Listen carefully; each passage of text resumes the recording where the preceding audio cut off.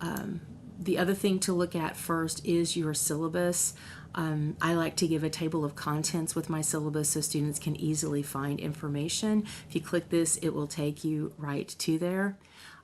So again, the first part is your standard information, who I am, where my office is. Now in the summer, I am not working on my contract. I am doing this in addition to my contract, so I do not keep office hours. However, if you need to meet with me, we can schedule time to meet. We can do it like this via webcam over Zoom. We can have a phone call, or I can come up to the office and actually meet with you face to face if that works for you. I am division chair of the language arts division, so I am on campus quite a lot. I have 2 classes that I'm teaching face to face. They haven't made yet, but if they do, I will be there through the month of June, pretty much Monday through Thursday. So it isn't an imposition if you ask me to come up and meet with you face to face. Just give me 24 hours or 48 hours notice, and so I can make arrangements, and I'll be happy to do that. You can leave me a voice message here, and it forwards to my personal cell phone, so I will get it even if I'm not in my office. You can email me, which is usually the quickest way to get a hold of me. Here is the course description of the class. Again, we're learning to write college essays. That's pretty much it in MLA style. Our textbooks, our textbook is Pattern for College Writing, the 15th edition. They've got a 16th edition out new, but you want the 15th edition. You do not have to buy the paperback. Sorry, I was looking at my river over there. I forgot to look at the camera. You don't have to buy the paperback. If you buy the Achieve code, then for just 1 semester access, you can use the ebook version. That's cheaper than buying the paperback. It's also ironically cheaper than if we bought just the ebook by itself, which is why we have you buy Achieve, even though I don't use much in Achieve other than the ebook. It actually ends up being cheaper. Please note that we are moving to a new textbook in the fall, so you only want to buy 1 semester of access to Achieve, because we will be using a very different textbook for Comp 2 and Comp 1 starting in the fall. But again, you'll see the registration. If you go down to the Achieve registration handout place right here, you'll see some tools, a link to the ebook. This is what you click on first.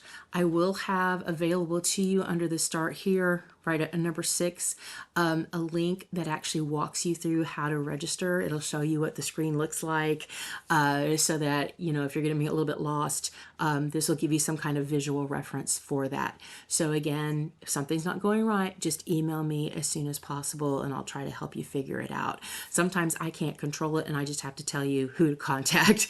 But again, I will do my best to help you figure that out. Let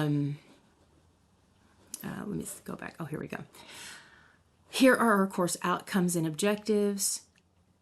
So you can look through those. Don't look at them though before you take the course objective survey. I don't know that they'll really help you too much answer the questions, but again, try to take that survey first so that you get a, purely before we talk about anything.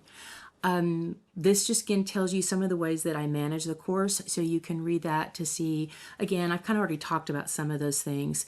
This is again how you can communicate with me. This shows you again the course navigation, looking at some of the things that I've already talked about, so you have a printed version of that. I've talked about the different modules and where you can find things. Now again, I tried to update the syllabus to match what I labeled the modules, but some of these modules might not have the exact same name, but they'll be pretty close. So again, you can see here what you would find in each of these modules. So if you're looking for some information, if you come to the syllabus, it'll tell you where you can get that information. This talks about the course calendar and what it means when it says start, due, and availability ends, or due date, so you understand that. This is about your technical requirements and computer literacy. It's really important that you know how to use technology when you're taking an online course.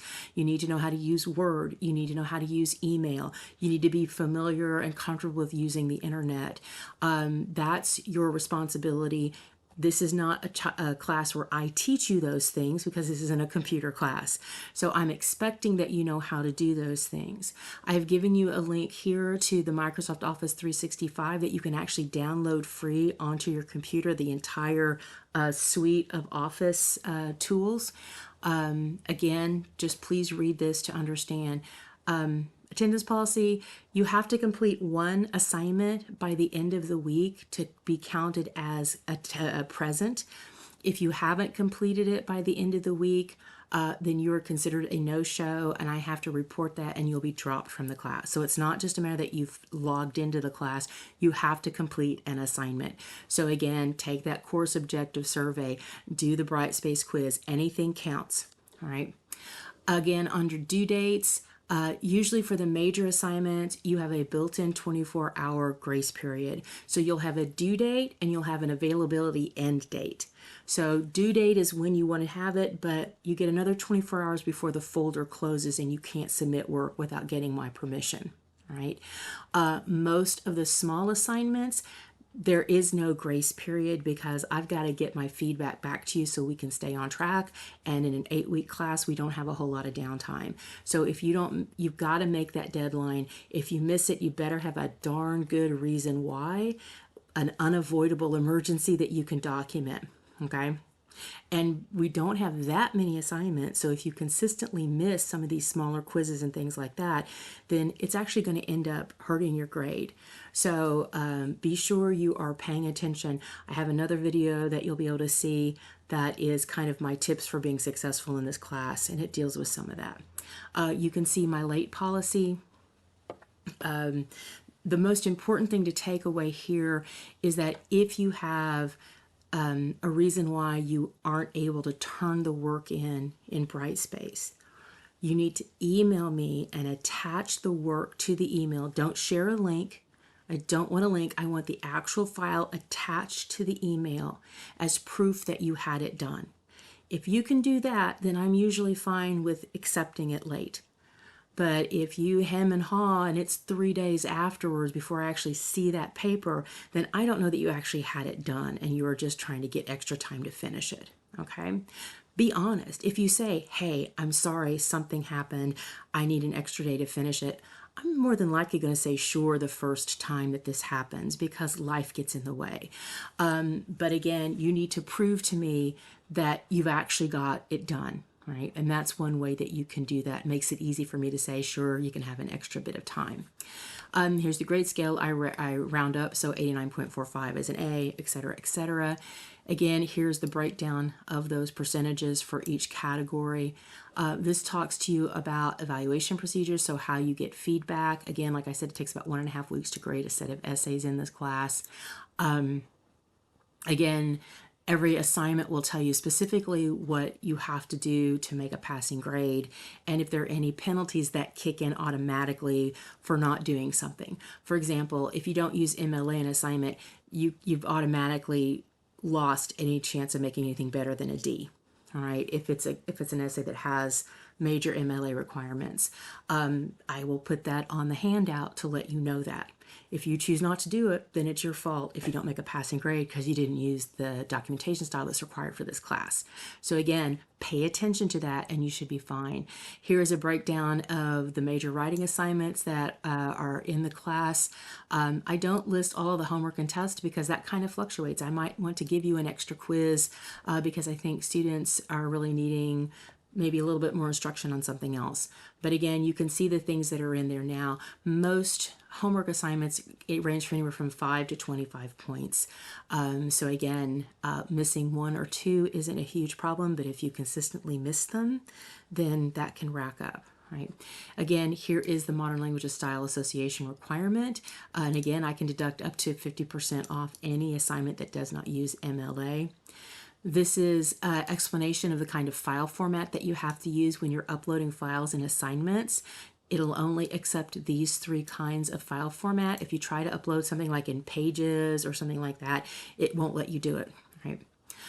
Here's some links that show you how to save as a different file format. So if you're in Google Docs or in Apple Pages or something like that, this will show you how to save as so that you can put it in one of these three formats.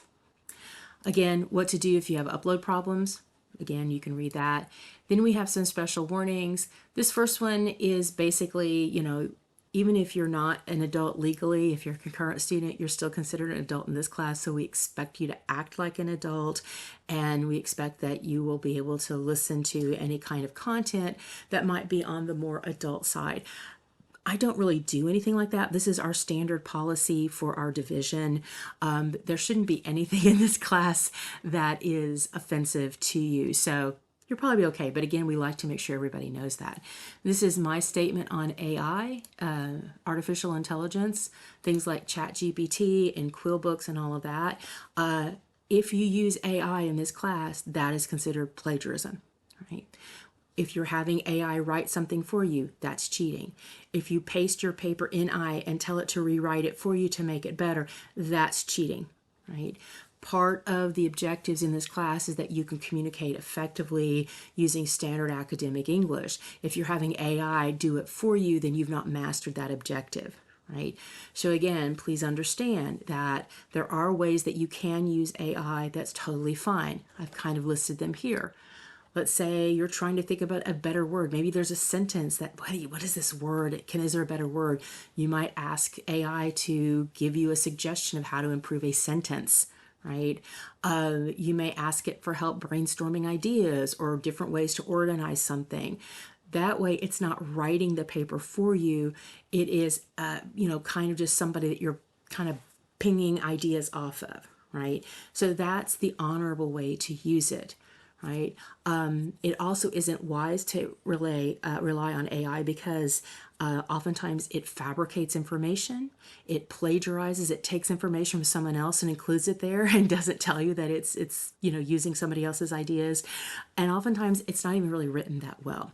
So again, let's just make it clear: you're doing your own work in this class, or else you don't get the credit for it, right? I mean, that's the bottom line. You're getting graded on your ability to write. If AI is doing it for you, then you're not earning that grade. So don't use it.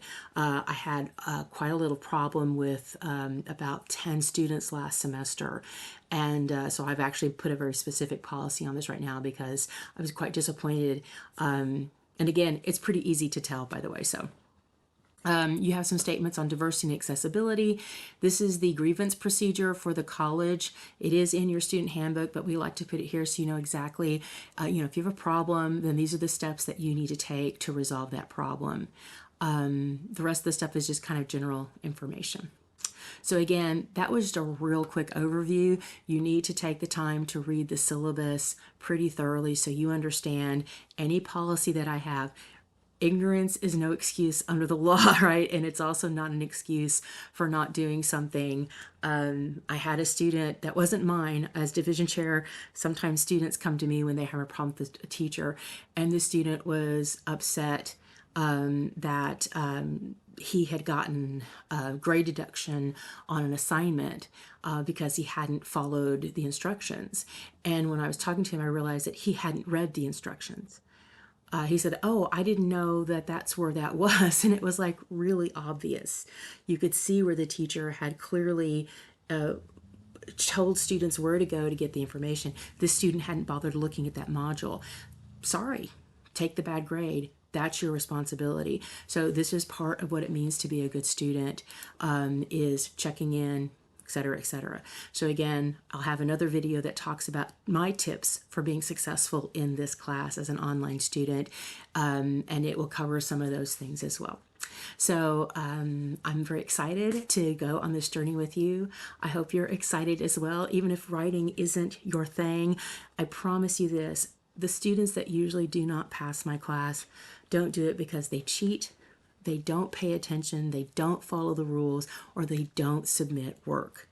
I think we can all agree that anybody that acts like that is obviously not going to do well. The students that actually take the time to follow the instructions, turn in all the work, pay attention to my feedback, usually make passing grades. I would say that probably half of my Comp 2 students, I had 4 Comp 2 classes last semester, half of them made A's and B's, and most of them made A's. So again, if you just pay attention, do what you're supposed to do as a student, and listen to me, then you'll learn how to write a good academic essay that will help you in other classes. Okay? All right, so the next thing you need to do is you need to go to the start here and follow whatever the next step